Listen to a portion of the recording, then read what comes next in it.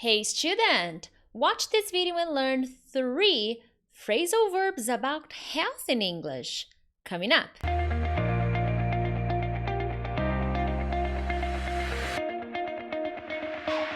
Hey friends, Teacher Prix here to help you talk to anyone, anywhere, anytime in English.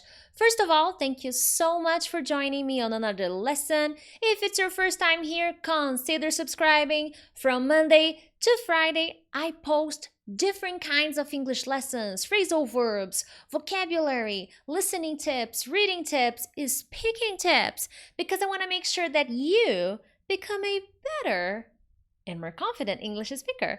So consider subscribing if you are already here. Hey, hit the like button. That way you help me by letting me know what kind of videos you enjoy the most. Anyways, my friends, let's dive into the content. 3 phrasal verbs about health. And if you want to learn more about health vocabulary, I have a playlist here on my channel with 4 videos about health, okay? So if you want to learn more about that, hey, check it out. And now we have another one. 3 phrasal verbs about health in English. Awesome. The first one, to burn up. Burn up is very specific, and if you pay attention to the movies you watch, you probably see this a lot, especially when the person has a fever, a high temperature, okay? If the person is very hot, you know, not a normal temperature, higher. This person has a fever. This person is burning up. So if you look at someone and you touch the person's forehead and you say, look, oh my God, you're burning up. You need to go to a hospital right now. So that's the idea. So if you have a fever, you're burning up. If you have a high temperature, you are burning up. This is very, very common, okay? And here I have 2 examples. Oh my God, you're burning up. You need to go to a doctor right now. You need to go to a hospital right now. Why? Because you're burning up. When I say you are burning up, it means you have a fever. You have high temperature. So you need to go to a hospital or maybe have a cold shower. Who knows? Could help. Next, he was burning up, but we were able to break his fever. I don't think we need to take him to the hospital now. Let's wait a couple of hours, okay? So maybe it's a mother, father talking, and they did something. Maybe they gave the baby or the child a bath, and they broke the fever. So the child is not burning up anymore.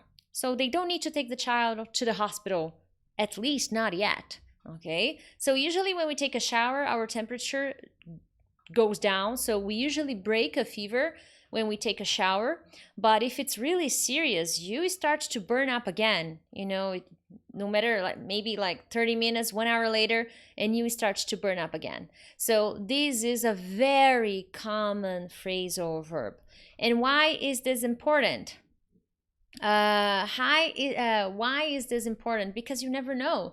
I have many clients who work in the USA and they are babysitters or nannies, or even if you want to describe something to a doctor and you say, well, he had a fever, or you could say he was burning up.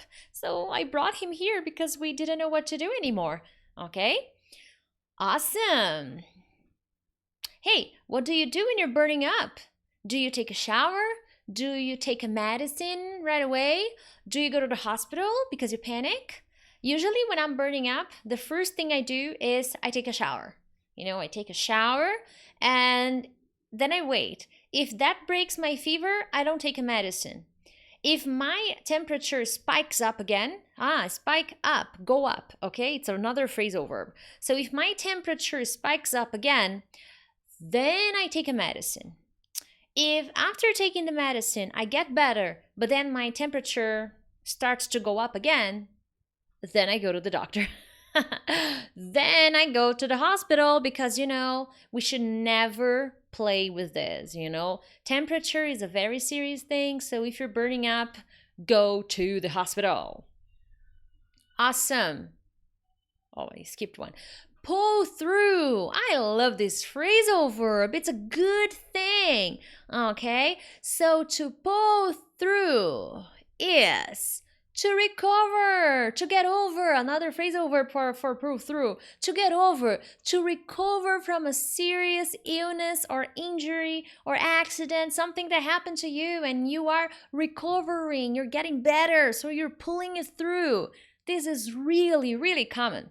Now, if I say you pulled something through, it means you got better. Now, big disclaimer, as I always like to give, this phrasal verb is very popular. It has other meanings, and pull through can also give the idea of recovering a situation. You know, maybe you had a difficulty, a problem in your life, and you were able to pull it through. You were able to overcome this problem. So this is one meaning. But today, as I'm talking about health, the meaning I chose was to recover from a serious illness or injury, okay? Now let's take a look at an example. It's going to be a very difficult surgery. So imagine you are at a hospital and your friend is going to have a surgery. Your best friend is going to have a surgery and the doctors are talking to you. So the doctor looks at you and says, "Look, Priscilla, it's going to be a difficult surgery. But I believe your friend is going to pull you through. So I believe your friend is going to recover from this surgery. He's going to be fine, you know, he's going to make it, he's going to recover." So that's the idea of this phrasal verb. Another example, Helen fought cancer for 5 years. She pulled it through and now she's cancer free. Do you know anybody who pulled it through and is now cancer free? That is something to celebrate, my friends.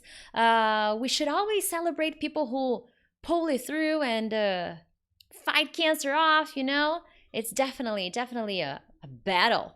So congratulations to all people who are watching this video and have pulled it through and are now cancer free. Good. Awesome, my friends. And hey, make sure to hit the like button because that way I understand that this is the kind of lesson you enjoy and I can create more lessons like this one. That's why I'm always telling you to hit the like button, because when you hit the like button, YouTube understands that, hey, Teacher Prix is nice. This video is good, so let's help her and share this video with other people. So YouTube kind of suggests this video more, recommends it more when you hit the like button and when you share. Yes, share. Anyways, final phrasal verb of the night, to pick up. Now I was a little reluctant to show pick up because it's so common that I think they're like dozens of translations for pick up. Now, remember, there are many translations, but this is one of them. It's a very specific phrasal verb to describe the situation. When you get a disease, okay, when you get an illness from a place or from something. So I'm going to give you examples that will help you. Basically, you get something, okay, a disease, an illness from a place or from something, from a person, maybe, but it's usually from places and things that you pick up diseases from, okay? And this is really popular. I see this phrasal verb a lot on TV news when people are getting diseases from specific places, and the examples will help you understand. I prepared 3 examples that will help you better understand pick up, okay? But teacher, how about the other translations of pick up? Yeah, keep them up. They're fine. Remember, context. Context is key. If you have a clear context, then you're good to go. Now, first example. Andrew picked up a really bad infection from the hospital. So let's imagine a situation. Andrew. Andrew got sick. Now, Andrew was in hospital. And what happened? As he was in the hospital, he got an infection. He picked up an infection from the hospital. Guys, this is very common. People who go to the hospital when they're sick, they're very likely to pick up infections if the hospital is not good, if the patient's immune system is low, if there are so many possibilities. But picking up an infection from a hospital, inside a hospital, is very common, more common than you imagine, okay? So he picked up a really bad infection from the hospital. So he was in hospital, he picked up an infection. Oh well. Next example. Susie picked up a terrible rash. What is a rash? A rash is a kind of allergy, okay? An allergy that's red rashes on your body, okay? So she picked up a terrible rash. How? When? During her stay in Hawaii. So maybe she was, having some adventures in Hawaii. But she picked up a rash. It's possible, my friends. Have you ever picked up a rash during a trip? Let me know in the comments. It's more common than you imagine. Last example. As kids' immune system are still developing, are still, growing, becoming stronger, developing, they pick up everything. So when I say everything, I'm talking about diseases, illnesses, okay? I'm not talking about picking up objects. They pick up everything in terms of disease. Hello? These people, they don't respect me, but I gotta keep going. So what I'm talking about is immune system. Their immune system is not as strong yet. So what happens? They pick up diseases very easily. They pick up diseases, they pick up infections more easily than adults. Because they are kids, they're still developing, they are still growing. Consequently, they get diseases. They pick up diseases. They pick up everything.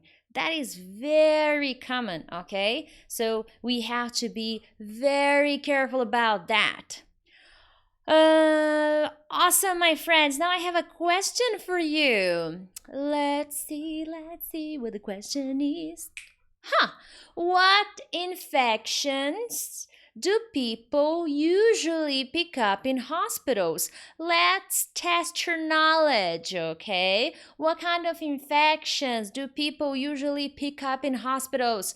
Doctors, people who follow my channel who are doctors, let me know here in the comments. And hey, this is a wonderful moment for you to Google.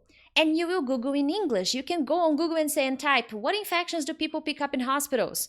You will get many results of diseases and allergies that people pick up in hospitals.